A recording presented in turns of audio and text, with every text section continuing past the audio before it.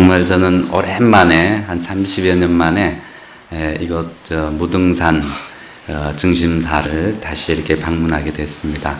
제가 대학교 때 그 불교 학생의 지도법사를 했어요. 대학 다니면서 그때 이제 여러 불교 학생의 회원들하고 여기 증심사에 와서 수련회를 했어요. 3,000배를 아마 했을 겁니다. 그리고 여기 차밭이 있죠. 그 차밭에서 차를 따서 차를 만들기도 하고, 그 끝나고 산 넘어서 원효사까지 간 기억이 있습니다. 정말 이 무등산은 부처님 산입니다. 무등산 무슨 뜻인지 아시죠? 비길 데 없는 산, 또 비교할 수 없는 그런 산, 즉 부처님 마음을 우리가 무등 혹은 무상 이렇게 이야기를 하거든요. 이 거룩하고 아주 아름답고 좋은 도량에 이렇게 여러분들이 저를 초청해 주셔서 너무 감사드리고요.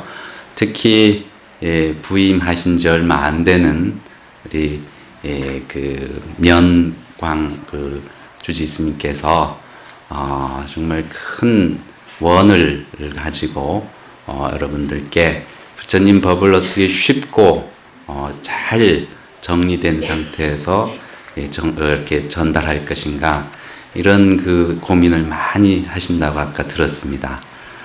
그래서 이 합창단도 이렇게 이 지방의 이 합창단이 이렇게 많은 숫자가 노래를 참 음성 공연을 아름답게 올리는 걸 많이 보지 못했거든요. 저희가 있는 상도선언보다도 훨씬 더 숫자도 많고 노래도 아주 아름답게 잘 하시는데, 아까 또 처음 부임하신 지휘자 선생님께서 제가 좋아하는 석굴암을 이렇게 불러주셔서 너무 감사합니다. 예, 그리고 합창단이 아주 잘 발전하기를 기원드리고요.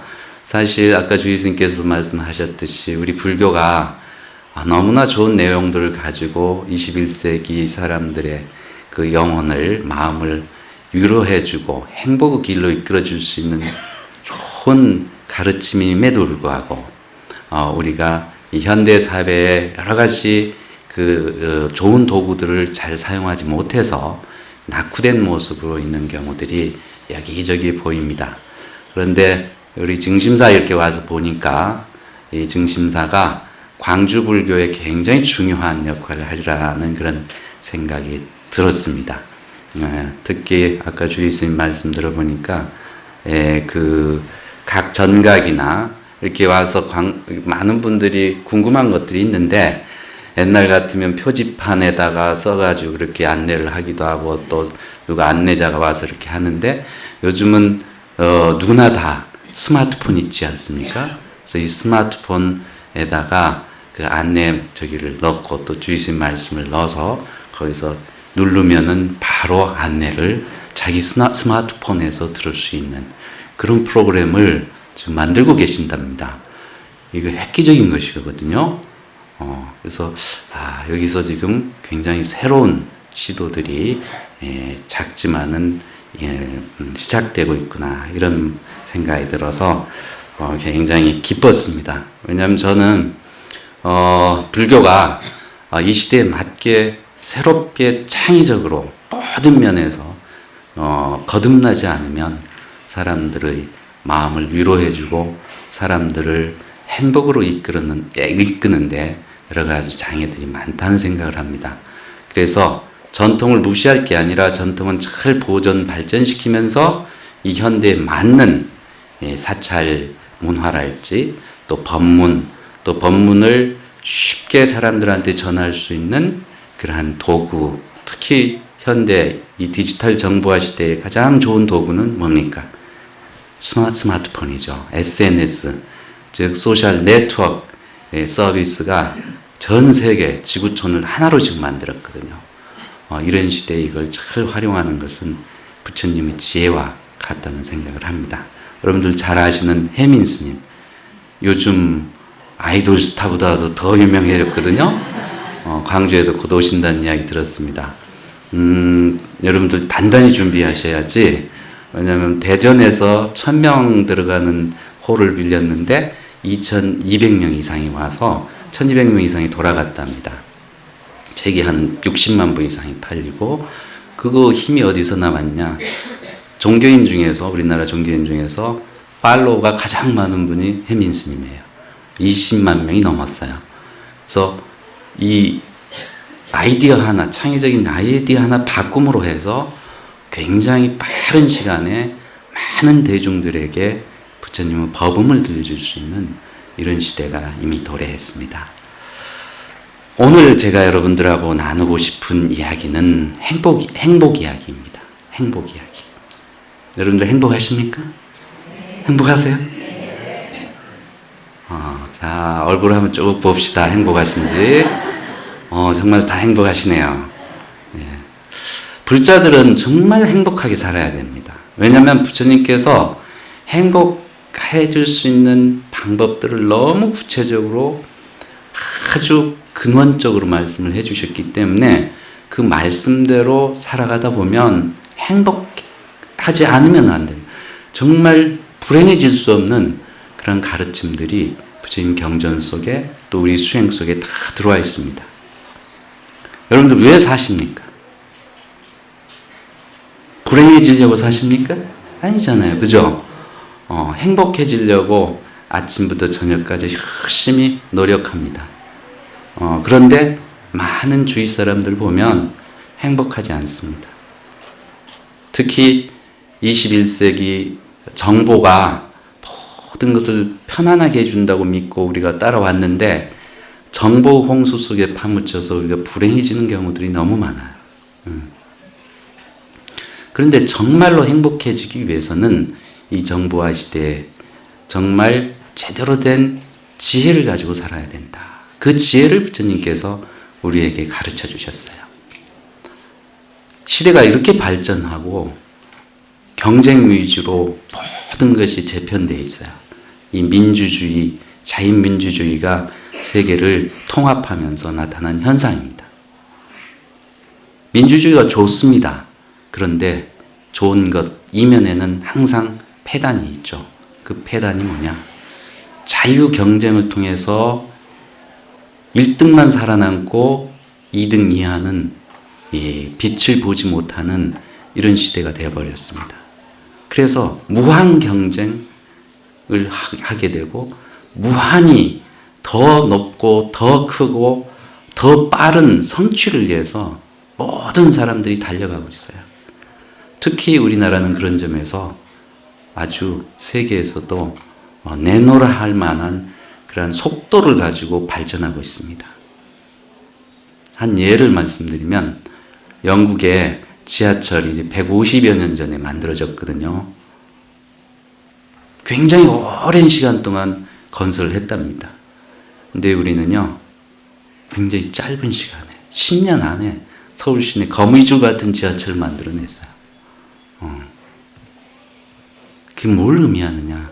우리는 압축 성장을 했다는 거예요. 그 압축 성장을 위해서 수많은 사람들이 불철주야 노력해서 뭔가 이루었습니다. 옛날하고는 완전히 다른 그러한 삶을 살고 있어요. 여러분들 한 20, 30년 전 생각을 해보세요. 삶이 어땠는지. 20, 30년 전에 제가 문명정사, 여기 우리 증심사 왔을 때요. 올라오는 길에 집이 별로 없었습니다. 아까 올라오면서 보니까 집이 이제 많이 들어서고 우리 절도 옛날에는 집이 몇 채 없었거든요. 근데 이렇게 꽉 차 있고 그리고 여러분들의 얼굴이 잘 드셔가지고 번드르하고 편안합니다. 물질적으로 너무나 많이 성장했어요. 우리가 지금 힘들고 경제적으로 어렵다 해도 20, 30년 전 생각해 보면 정말 풍요로운, 물질적으로는 매우 풍요로운 삶을 살고 있습니다. 그럼 정신적으로도 정말 풍요로운지 살펴볼 필요가 있어요. 이 무한 경쟁 시대의 사람들은 정신적으로 매우 피폐해져 있습니다.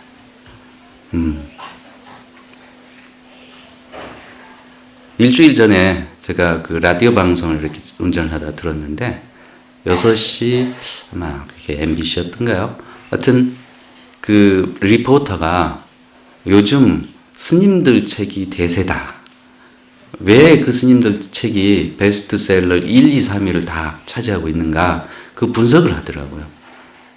가장 중요한 이유 중에 하나는 사람들이 정말 이 정신적인 편안함 그리고 행복에 목말라 있다는 거예요. 무한 경쟁을 하다 보니까 뭔가 성취해야 되고 뭔가 스펙을 쌓아야 되고 뭔가 이뤄야 돼야 된다는 그 강박증 속에 살다 보니까 스트레스가 너무 많은 거예요. 그리고 그걸 못 이루었을 때는 불안하고 초조하고 또 그게 더 극단적으로 가면은 두렵고 무섭고 공포에 질려서 또 더 나아가면 이제 자기 힘으로 할 수 없다 해서 무기력화되는, 그래서 우울해지다가 우울증 환자가 되는 이런 류의 사람들이 지금 부쩍 늘어나고 있답니다. 그래서 마음에 위안을 줄 수 있는 책이 뭔가 해보니까 혜민 스님 책, 요즘에 또 최근에 나온 정목 스님 뭐 달팽이가 느려도 느리지 않다, 법륜 스님 책, 뭐 스님의 주례사, 깨달음, 엄마 수업 이런 책들이 불티나게 팔린다는 거예요. 읽어보면 전부 마음이 위안을 받을 수 있는 말씀들이거든요. 부처님 말씀이거든. 그래서 이 시대가 정말 우리 부처님 말씀을 간절히 원하고 있구나, 이렇게 생각을 하게 됐어요. 근데 이 성취지향적인 삶을 사는 것이 행복을 가져다 준다고 많은 사람들이 생각을 합니다. 그런데 정말 그럴까요? 안 그렇습니다. 젊은이들이요, 스펙 쌓는다고 대학 들어가자마자 열심히 토플 공부하고 뭐 자격증 2개, 3개, 5개, 10개까지 따는 사람들도 있어요. 4학년 졸업할 때요, 취직이 안 됩니다.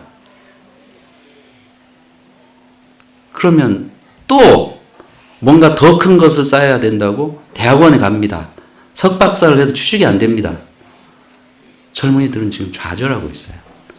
그래서 성취를 해야 된다고 하는 강박증 속에서 정말 어떤 성취를 하나 하고 나면 거기서 또 정상을 향해서 가야 되는 이러한 엄청난 부담감 속에서 삶을 살아가고 있기 때문에 행복이 있을 수가 없는 거예요. 근데 우리는 착각 속에 빠지죠. 내가 좋은 집을 사면, 좋은 차를 사면, 좋은 대학에 우리 아들, 딸 들어가면, 서울대, 연고대, 하버드, 아이비리그 가면 행복하겠지? 아닙니다. 하버드대에 행복학을 가장 강의를 잘하는 명강사 탈 벤 사하르라고 한 분이 해피어라고 하는 책을 썼어요. 그 책 그 내용이 뭐냐면요, 성취지향적인 삶을 살면은 절대로 행복해질 수 없다는 거예요. 이 저자가 그렇게 살아왔어요. 최고의 어떤 그 최고를 향해서 간 거예요. 그래서 뭐든지 1등이었어요, 이분이. 하버드대 들어갔어요. 하버드대 들어가서 자기가 딱 보니까 자기보다 공부 더 잘하는 사람들이 3분의 2 이상이야. 거기서 좌절감을 느끼기 시작한 거예요. 정말 진정한 행복이 뭘까를 생각하기 시작해서 행복에 관련된 공부를 합니다. 많은 철학책을 보고 사상책을 보고 뭐 요즘은 뭐 마음 코칭, 명상 이런 걸 다 섭렵해보고 3가지를 통해서 행복은 절대로 성취할 수 없다는 결론을 내려요. 그 첫 번째가 성취지향적인 삶을 살아서는 행복이 거기는 없다, 이렇게 결론을 내려요. 두 번째는 뭔지 아세요? 두 번째는 성취지향적인 삶을 사는 사람 가만히 보세요. 관찰해보면 삶을 즐기지 않습니다. 그죠? 그냥 일벌레예요. 일중독에서 묻혀서 살아. 근데 그 반대의 사람이 뭐냐면은 쾌락주의적인 삶이에요. 될 대로 되라야. 공부도 안 하고 뭐 취직도 안 하고 뭐 먹고 마시고 놀고, 이 쾌락주의적인 태도를 가지고 삶을 사는 사람 역시 행복을 절대로 성취할 수 없다. 행복을 얻을 수 없다. 이렇게 이야기를 하고 있어요. 세 번째 부류 사람은 이 두 가지를 다 해보고 나서 성취지향적인 삶을 살아도 취지가 안 되고 쾌락적인 삶을 살아도 그냥 쾌락이 있을 때만 즐거울 때만 그뿐이지 그 다음 바로 괴로움이 온다는 걸 알아 경험적으로. 그래서 자포자기하고 그냥 포기하고 살자. 허무주의적인 삶을 사는 그런 부류 사람들이 우리 주위에 많습니다. 그래서 이 세 가지 태도, 삶의 태도를 가지고는 행복을 절대로 얻을 수가 없다. 성취할 수 없다. 이런 결론을 내리고 있어요. 근데 하버드대 행복학 강의 명강사 탈 벤 사하르라고 하는 분은요, 그냥 처음에 하버드에서 행복학 강의를 해라. 그래서 강의를 했는데요. 처음에 8명이 왔답니다, 학생들이. 근데 8명 학생들이 그 강의를 들어보고 너무 좋은 거예요. 그래서 입소문을 쫙 내가지고 그 다음 학기에 80명이 왔어요. 또 그 사람들이 입소문을 내가지고 그 다음 학기에 800명 이상이 온 거예요. 그러니까 하버드대에서 800명 이상의 그 강의 수강생들이 있을 때는 이제 명강사로서 저기가 되는, 인정을 받는 거죠. 그래서 하버드대는 그런 것이 굉장히 자유롭습니다. 교수 자리를 제대로 줄 테니까, 강사였거든요. 교수를 해라. 그랬더니 이분 답이 정말 명답이에요. 교수하면 불행해진다. 자기는 전국에 돌아다니면서 이렇게 행복학 강의를 하면서 행복하게 살겠다는 거예요. 만약에 그분이 성취지향적인 삶을 살려고 했다면 하버드대 교수 아무나 하는 게 아니잖아요. 욕심을 낼 수 있죠. 근데 그러한 욕심이 행복을 가져다 주지 않는다는 것을 명확히 하신 거죠. 자, 부처님께서는 그럼 어떤 행복을 이야기하셨냐? 부처님께서는요, 결론부터 말씀드리면 연기 중도적인 행복을 말씀하셨어요. 연기 중도적인 행복. 연기법에 대해서 여러분들 공부하셨죠? 지금 33 선지식이 제가 15번째인데 오셔서 좋은 법문을 얼마나 많이 해주셨겠어요. 그런데 많은 법문 중에서 가장 중요하고 여러분들이 이해하고 삶 속에서 실천해서 증득해야 될 가르침이 뭔지 아세요? 연기중도법이에요. 이 연기중도법은 부처님 가르침 중에서도 핵심 중에 핵심이고 또 부처님께서 깨달으신 내용이라는 거죠. 그래서 그것은 이해하고 실천해야 돼. 그래서 스스로 몸으로 체득해야 돼요. 그러면 거기에 최상 행복이 있어요. 그럼 연기법은 뭐냐? 연기법. 합장하시고 부처님 말씀을 통해서 한번 연기법을 이해해보죠. 세상에는 극복해야 할 세 가지 그릇된 견해가 있다. 지혜 있는 사람들이 파벌을 만들어 서로 주장을 달리하지만 인생에 있어 아무런 소득이 없다. 어떤 것이 셋인가? 첫째는 사람의 모든 일은 일체가 다 숙명으로 만들어졌다는 것이요. 둘째는 사람의 모든 일은 일체가 다 신이 만든 것이다라고 주장하는 것이며, 셋째는 모든 일은 아무런 인연도 없는 우연이다라고 주장하는 것이다. 나는 저들의 주장에 맞서 연기법을 깨닫고 중생에게 가르치고 있다. 이것은 인간이 자신의 지혜로운 선택에 의해 자기를 만들어가는 것이다 라고 중암경에 말씀해 주셨고요. 그 다음에 자바안경에 보면 과거는 과거대로 내버려 두자, 미래는 미래대로 내버려 두자. 내가 너에게 현실을 통해 법을 설하겠다. 이것이 있으므로 저것이 있게 되고 이것이 일어남으로 저것이 일어난다. 이것이 없으므로 저것이 없게 되고 이것이 소멸함으로 저것이 소멸한다. 예, 합정 바로 하시고요. 이게 부처님께서 말씀하신 연기법의 핵심 내용입니다. 부처님 당시에 세 가지 그릇된 사상을 가지고, 잘못된 사상을 가지고 자기들이 지혜 있다고 하고 종교인이라고 지성인이라고 주장하는 많은 분들이 계셨어요. 부처님께서는 이 세 가지 부류의 사상을 가진, 그래서 그 사람들도 다 행복을 추구하고 있거든요. 그걸 통해서 행복을 추구하는 것은 옳지 못하다라고 말씀을 하셨어요.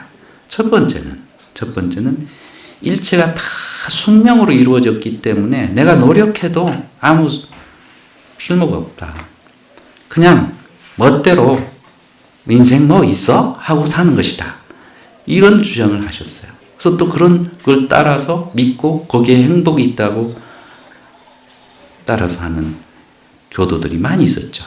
아까 그 탈벤 사하르가 이야기했듯이 허무주의적인 그런 태도를 가진, 삶의 태도를 가진 행복 추구론자들이죠. 두 번째는 사람은 모든 일은 일체가 다 신이 만든 것이다. 이건 이제 존우론이라고 하죠.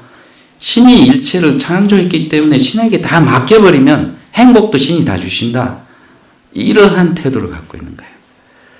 신에게 맡기고 나는 그냥 성취를 위해서 무한 노력을 해야 된다. 이런 태도를 갖고 있는 거죠. 부처님은 여기에 행복이 있다고 말씀하시지 않았어요. 요즘 말입니다. 신을 중심으로 한 종교들이 서양뿐만 아니라 우리나라에서 특히 이렇게 많이 확산되면서 이 성취 지향적인 태도를 가진 사람들 숫자가 너무 많이 늘었어요. 특히 우리나라는 개발도상국에서 이게 막 이렇게 압축 성장을 하면서 그러한 사상이, 그러한 태도가 종교 가르침이 커다란 영향을 미쳤습니다. 그래서 경제 개발 저 속도가 막 가속화됐거든요. 그런데 지금은 그게 큰 병폐라고 하는 것을 자각하기 시작했습니다. 이건 바른 행복론이 아닙니다.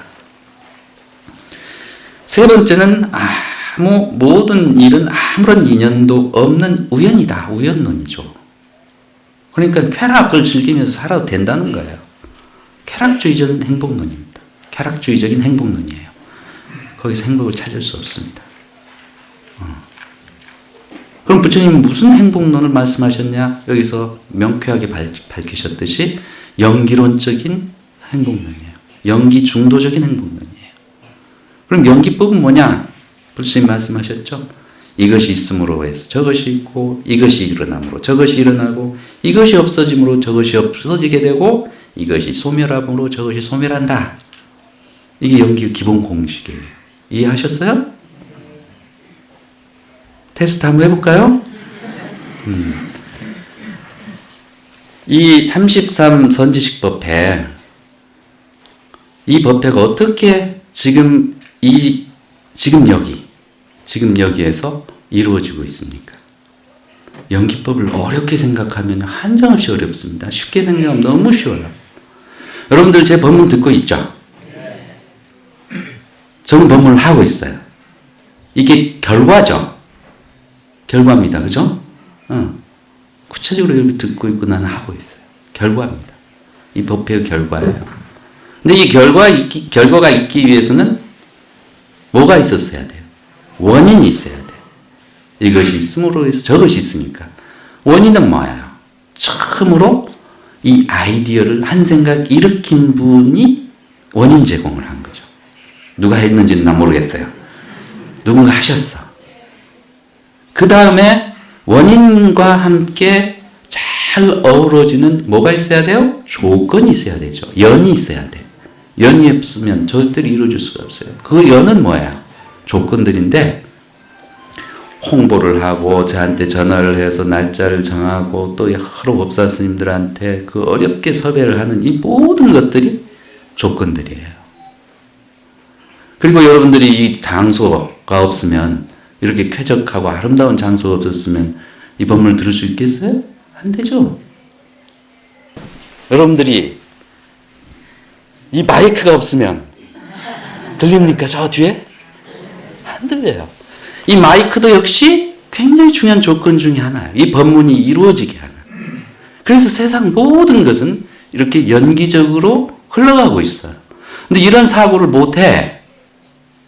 왜 못하는지 아세요? 귀찮거든, 이렇게 생각하기가. 근데 이렇게 사고하기 시작하면 세상이 정말 하나로 연결되어 있다고 하는 것을 막 가슴속 깊은 곳에서 느낄 수가 있어요. 저는 마음수행학교에서 연기 맵을 그리도록 합니다. 연기 지도를. 김밥 여러분들 잘 아시잖아요. 김밥은 뭘로 구성되어 있죠? 김하고 밥하고 야채 그냥 하지 마시고 당근, 시금치, 뭐 단무지, 뭐도 넣나요? 아니면 우엉대, 뭐 고급 김밥은 별거 다 들어갑니다. 근데 이 모든 것들을 우리가 이렇게 다 분석을 해보고 그게 1차 분석이에요. 그럼 거기서 쌀을 한번, 아니 밥을 한번 끄집어내가지고 밥은 뭐하고 연결돼 있어요? 쌀은 뭐하고 연결돼 있어요? 땅, 물, 양분, 햇빛, 농부의 피땀, 모든 것이 연결돼 있죠. 그럼 거기서 또 햇빛 하나 뽑아가지고 여기 또 연결해봐요. 햇빛은 뭐가 있기 때문에 가능해요? 공기가 있기 때문에 햇빛이 쫙 이쪽으로 허공을 대서 오죠. 해가 있기 때문에 햇빛이 있는 거죠. 해는 뭐 때문에 있어요? 무엇을 의존해서? 태양계를 의존해서 있죠. 태양계는 뭘 의존해서 있어요? 은하계를 의존해서 있죠. 은하계는 뭘 의존해서 있어요? 우주를 의존해서 있죠. 우주는 뭘 의존해서 있어요? 우리 마음을 의존해서 있습니다. 지금 우리가 우주를 바로 생각했을 때 우주는 우리 마음속에 들어와 있죠? 봐봐. 김밥으로 우리는 우주로 갔다 우리 마음으로 아까 이 무등의 마음, 부처님 마음으로 그냥 회개했잖아요. 근데 그 마음이 지금 여기에 꽉 차 있는 거예요. 그래서 꽉 차 있기 때문에 묘하게 있다 그러거든요.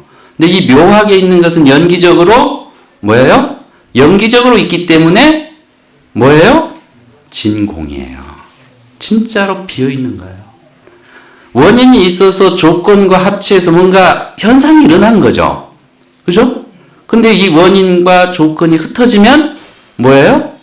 텅텅 빈 공이에요. 그 텅텅 빈 공은 뭐예요? 부처님 마음이에요. 이게 연기법과 성기법이라고 하는 거예요. 쉽죠? 안 쉬워요? 이렇게 연기법을 종합적으로 이해하고 몸으로 체득할 수 있어야 돼요. 그러면 삶이 바뀝니다.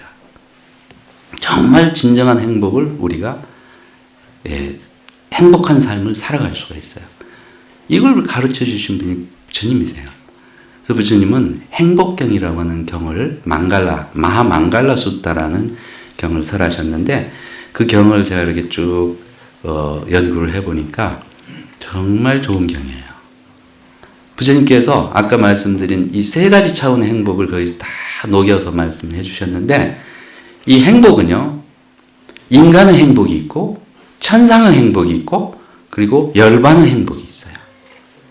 이 열반의 행복은 바로 아까 이야기한 연기법을 투철하게 이해해서 체득해서 온통 이 세상이 연기적으로 이루어져 있다. 대승불교에서는 그래서 진공이라고 하는 거죠. 근데 묘하게 있다. 이 현상세계가 이렇게 관계 속에서 있게 되는 거예요. 연기적으로. 그것을 이해하고 체득하면 이게 열반의 행복이에요. 그럼 삼매의 행복은 뭐냐? 천상의 행복은 뭐냐? 삼매의 행복이에요. 여러분들 여기서 아까 노래 들을 때 천상에서 들리는 노래 같았어요. 저는 가슴이 푸듯하고 온 몸의 세포들이 그 노래에 그냥 완전히 막 즐거워가지고 한참 동안 그냥 그 황홀경이 있었거든요. 천상에 가면 이런 이제 황홀한 늘 즐거운 그런 그 삶이 진행이 됩니다. 기억 안 나세요? 옛날에 다 도솔천, 도리천 다 거기 살다 오셨잖아요. 아니에요? 너무 오래됐습니까? 근데 여러분들이 공부를 하면 이게 참선을 하면 위파사나든 하여튼 이 명상을 하면 바로 이 자리에서 삼매의 행복을 맛볼 수가 있어요. 그게 바로 천상의 행복이에요. 좀 이따 다시 말씀드리겠지만 우리가 가만히 앉아서 마음을 차분하게 하고 자비의 마음을 떠올리면 온 몸이 편안해지고 기뻐지고 행복해집니다. 이따가 제가 팁을 드릴게요. 이게 딱 그 힌트를 드리면 여러분들이 이제 삶 속에 실천할 수 있어요. 그 다음에 인간의 행복은 뭐냐? 관계 속에서의 행복이에요. 관계 속에서. 여러분들이 지금 이날 이때까지 삶을 살아오면서 가장 힘들었던 게 뭐예요?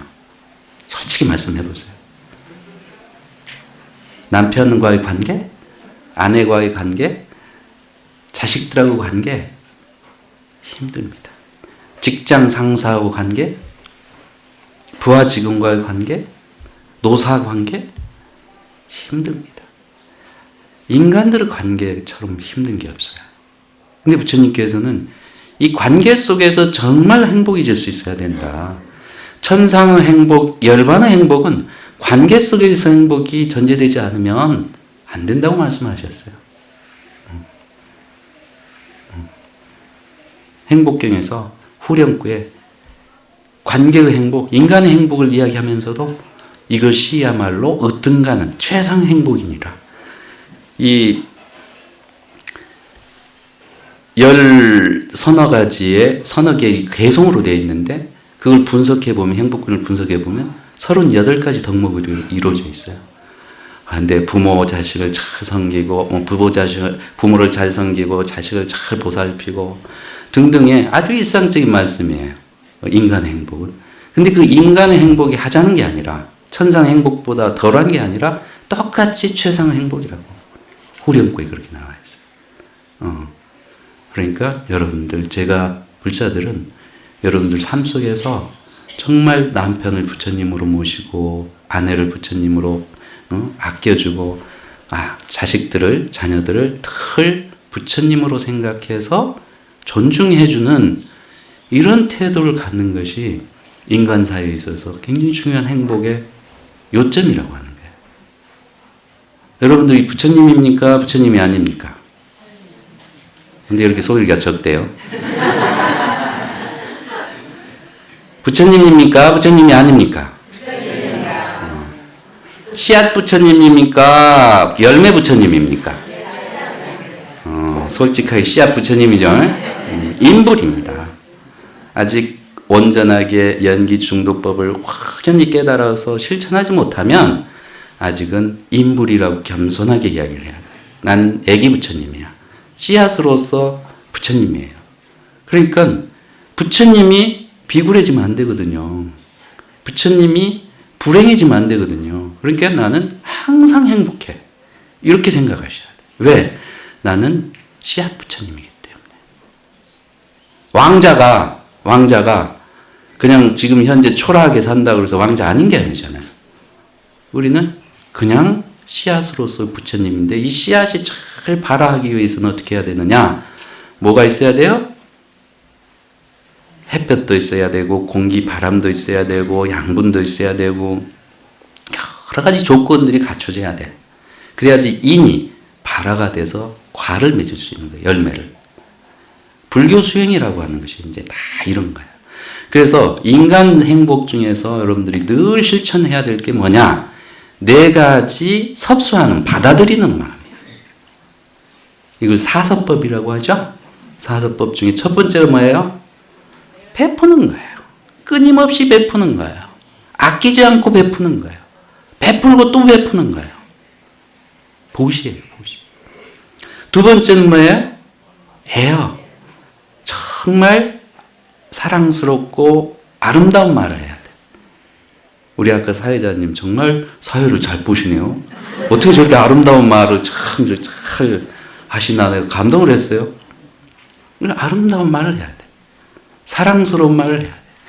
못에다 대못 받는 말이 아니라 가슴에 연꽃을 주는 말을 해야 돼. 이게 받아들이는 마음. 두 번째예요. 세 번째는 뭔지 아세요? 남에게 이익을 주는 행동을 해야 돼. 이행이죠. 네 번째는 모든 것을 함께하는. 여러분들이 지금 법회도 함께하고 여기는 보니까 이 좋은 법회가 있으니까 다른 사찰에서 같이 동참해서 이렇게 해주는 좋은 이렇게 아름다운 전통이 있다고 들었어요. 사실 우리 광주에 광주 불교가 발전하기 위해서는 동사섭을 해야 됩니다. 스님들과 제가자 NGO 단체가 함께 힘을 모아서 정말 같이 주님 말씀을 나누고 홍포를 해야 돼. 포교를 해야 돼요. 이게 동사섭입니다.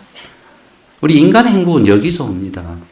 여러분들 법회하시고 합창단하고 와서 막 서로 나누고 좋은 생각 나누고 공약 나누고 하면 하루가 정말 신나고 즐겁고 행복하죠. 이게 인간 세상에서의 행복이에요. 부처님이 이 행복을 절대 부정하시지 않았어요. 이게 최상 행복이라고 그랬어요. 받아들이는 마음, 이 섭수하는 마음이야말로 인간 사회에서의 최상의 행복을 성취하는 지름길입니다. 섭자는 이 손수의 귀 이자가 3개예요. 아시죠? 이 두 귀하고 또 다른 귀가 있어요. 신묘한 귀가 있어. 어디에 있는지 아세요? 여러분들 가슴 속에 있어요. 가슴으로 들으면 어떤 이야기도 거부하지 않을 수. 귀로 들으면 머리에서 좋다, 나쁘다, 틀렸다, 맞았다, 밉다, 곱다, 참 수만 가지 생각이, 5만 가지 생각이 나. 그래서 남편하고 싸우고 애들하고 막 줄다름질하고 삶이 괴로워지는 거예요. 그런데 가슴으로 들으면, 가슴의 귀로 들으면 어떤 것도 받아들일 수가 있어요. 이 받아들임 수행이야말로 최상의 행복으로 가는 지름길이에요. 특히 우리 인간 관계 속에서의 행복. 최근에 나온 책을 제가 하나 소개해 드릴게요. 불광출판사에서 타라 브릭이라고 하는 미국 분이 쓰신 건데, 받아들임, 지금 이 순간은 받아들임이라는 책이 있어요. 그 책 보시면요, 정말 우리 삶 속에서 우리가 했던 경험들을 내가 하는 것처럼 잘 서술을 해놓고, 그 다음에 그런 수행들을 어떻게 할 것인가, 각 챕터마다 수행 방법들도 구체적으로 기술하고 있어요. 그런 책도 우리 불자들은 책을 많이 봐야 돼요. 요즘 좋은 책들이 쏟아져 나옵니다. 그래서 책을 많이 보시기 바라고요. 그 다음에 두 번째 행복, 뭐라 그랬죠? 천상의 행복이죠. 천상의 행복은 삼매의 행복이라고 그랬어요. 삼매 행복 중에서 가장 우리들이 삶 속에서 실천하기 좋은 삼매는요, 자의 사랑삼매입니다. 사랑삼매. 그냥 이 자리에서도 바로 할 수 있어. 한번 허리를 반드시 세우고 어깨를 쭉 내려뜨리고 긴장을 풀어보세요. 긴장을 풀고서 모든 시름, 일 다 잊어버리세요. 오늘 아침에 좀 남편 출근하기 전에 한바탕 하신 분도 그냥 쭉 내려놓고 다 잊어먹고 그냥 편안하고 고요한 마음으로. 근데 이 편안하고 고요한 마음, 이 계속해서 유지가 안 돼. 한 10분, 15분만 이렇게 앉혀놓으면 자, 5만 가지 잡동사니 생각들이 나. 그죠? 그랬을 때 대부분 사람들은 이 생각과 싸웁니다. 생각과 감정이 일어나면 이 머릿속에서 그걸 막 끄집어내려고 그래. 내가 참선을 해야 되는데 끄집어내려고 그래. 그러면은 더 많은 생각이 납니다. 그럴 때 어떻게 해야 되냐? 조용하게 입꼬리를 올려서 미소 지어줘야 돼요. 그 생각에. 자, 한번 해볼까요? 입꼬리를 올려보세요. 이렇게. 입꼬리가 안 올라가시는 분들은 뿌잉뿌잉 해보세요. 그래도 안 되는 분은 손으로 이렇게 해서 뿌잉뿌잉 하세요. 얼마나 이렇게 보기 좋고 아름답습니까? 입꼬리를 올리면요, 이 근육이 풀어져요. 이 근육이 풀어지면 이 손해 쪽으로 연결된 신경줄들이 긴장이 풀어지면서 관내로 정보를 줍니다. 아, 지금 행복해. 미소 짓고 있어. 그러면 이 뇌를 싸고 있는 세 개의 보자기가 있어요. 근데 맨 마지막 보자기는 이 오감하고 연결되어 있는 신경줄이 다 그쪽으로 연결되어 있고 자율신경계의 신경줄이 연결되어 있어요. 그래서 누구를 미워한다거나 뭐 희한한 막 두려운 생각이 나고 아니면 막 망상이 일어나면 이렇게 보자기가 수축이 돼요. 그러면 뇌의 각 부분에 자극을 합니다. 그래서 뇌에게 어떤 정보를 주냐 하면은 일이 벌어지고 있어. 빨리 준비해. 큰일 났어. 그러면은 거기에 관계된 호르몬이 분비가 돼요. 그래서 불안해지고 초조해지고 그래. 근데 이 미소를 입꼬리를 올려서 미소를 지어주면 이 뇌가 멍청이라 행복하구나. 세라토닌 여러 가지 좋은 호르몬들을 막 분비를 해요. 그러니까 이게 행복해서 웃는 게 아니라 웃으면 뭐다? 행복해진다. 그래서 그 행복한 느낌을 가슴으로 딱 가져다가 미소 느낌을 가져다가 거기에 집중을 하고 있으면요. 가슴 전체가 사랑과 자애의 마음으로 가득 찹니다. 그럼 내가 행복하고 내가 편안하고 내가 사랑스러우면 어떻게 해요? 내 가까운 사람들에게 이 마음이 파동이 그대로 전달이 돼요. 근데 이제 이건 자애 미소 명상으로 제가 이제 개발해가지고 가르치고 있는데 직접 2박 3일 동안 해보면 실제적인 효과가 있어요. 이걸 저는 삼매의 행복이라고 해요. 부처님께서 사무량심 이 수행 방법을 구체적으로 가르쳐서 이 행복을 증득하게 합니다. 마지막 열반의 행복은 아까 연기 중도법을 순간순간 깨어있는 마음으로 증득해 가는 거예요. 순간순간 담담한 마음이 중요해요. 담담한 마음은 뭐냐? 흔들리지 않는 마음이에요. 좋다 나쁘다에 오욕팔풍에 휘둘리지 않는 마음. 이 마음을 가지고 살아야 되는 거예요. 그러면 밑에 인간의 행복, 삼매의 행복도 이 열반, 지혜의 행복에 의해서 다 통섭이 됩니다. 재밌는 이야기 하나 하고 마치겠습니다. 중국에 굉장히 유명한 시인이 있는데 그 시인 송나라 때 소동파 하면 여러분들 다 아시죠? 학교 다닐 때 소동파 시 한 편들은 다 읽고 공부를 하셨을 거예요. 이 소동파하고 부처불자 도장인자 불인 스님하고 아주 절친했어요. 특히 이 소동파 이 문인이 이 스님, 이 선사를 뵙고 많은 영감을 얻고 또 이 재미있어. 이 두 분이 이게 가면 장난도 잘 치고 이게 아주 친밀한 관계예요. 그런데 만날 때마다 소동파 이 시인이 한수가 낮은 거예요. 그래서 하루는 이제 스님께 찾아갔어요. 그래서 이제 자기 나름대로 탁 자선도 하고 이렇게 공부를 했다 생각을 하고 흔한 얼굴로 스님, 제가 무엇으로 보입니까? 이렇게 여쭈었어요. 그러니까 아주 장엄한 거룩한 부처님으로 보입니다. 그러니까 이제 불인 스님께서 그럼 난 무엇으로 보입니까? 이렇게 질문을 다시 하니까 소동파 시인이 아이고 스님은 이렇게 척척 쌓인 소똥으로 보입니다. 그러니까 스님이 싹 미소 지으면서 우리가 했던 그 미소를 탁 지으면서 나무아미타불 그래서 이제 1라운드가 끝났어요. 그래서 소동파가 아주 기분이 좋았어. 그래서 집에 가가지고 그 누이 동생한테 야 내가 오랜만에 불인 스님 코를 납작하게 해주고 왔다. 내가 소똥이라고 했다. 그러니까 그걸 다 들어보고 있다가 이 지혜가 있는 누이가 내가 들어보니까 오빠 이번에도 완전히 이건 참패 중에 참패입니다. 뭐야? 참패지요. 아니 그 불인 스님은 모두가 다 부처님으로 보이는 거예요. 근데 우리 오라버니는 마음속에 그 삼독 번뇌가 꽉 차가지고 그냥 똥이 꽉 차서 모든 게 똥으로 보이니까 큰 스님한테도 똥이라 그랬죠. 소똥이라고. 그러니까 이게 분발심이 더 났어요. 분심이.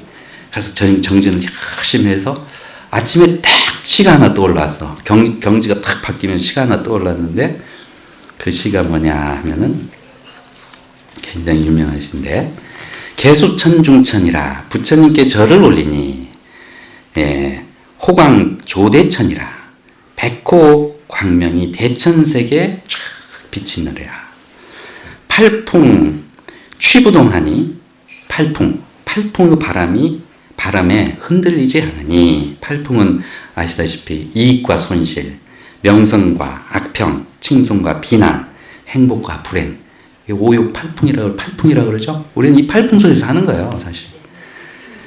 단자 자금년이라 단정히 앉은 자금빛 부처님이로다. 멋지잖아요, 시가. 그래서 자기가 이제 자금빛 부처님이라고 탁 해서 이 시를 이제 써가지고 부린 스님한테 서동을 통해서 보냈어요. 서동한테 스님이 어떤 말씀을 하시는지 듣고 오너라 갔다. 스님이 이걸 딱 보시자마자 글을 하나 딱 써줬어. 방피라. 가죽방자, 노을방자, 가죽피자.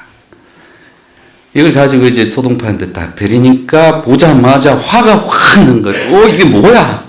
이 방피라는 말은 방구소리란 말이에요. 방구소리나 먹어라 이 뜻이지. 그러니까 이제 화가 나가지고 막 쫓아온 거예요. 이 소동파가 부린 스님한테 헐레벌 떠고 와가지고 아니 이 스님이 그럴 수가 있냐고. 그 거룩한 시를 보냈으면 제대로 응답을 해야지. 방피가 뭐냐고. 그러니까 스님이 다시 빙긋이 웃으시면서 팔풍에 흔들리지 않는다고 시를 지어놓고 방구 소리에 그렇게 흔들렸어요? 그 말에 그냥 또 참패를 당한 거죠. 이 최상의 행복 중에 지의 행복은요, 삶 속에서 오욕팔풍에 휘둘리지 않는 마음이에요. 담담하게 깨어있는 마음이에요. 어떤 상황에서도 마음이 흔들리지 않고 좋고 나쁨의 분별심에 떨어지지 않는 그 깨어있는 마음. 이 깨어있는 마음이 부처님 마음이고 이 부처님 마음을 24시간 유지하면 이게 열반이에요. 이게 열반의 행복이에요. 그래서 우리가 인간의 행복, 천상의 행복, 열반의 행복, 이것은 최상의 행복인데 어디에서 실천할 수 있어요? 실현할 수 있어요? 지금 여기에서. 어떻게? 담담한 마음으로 깨어있으면 행복이 가득한 삶을 살 수 있습니다. 예, 성불하십시오.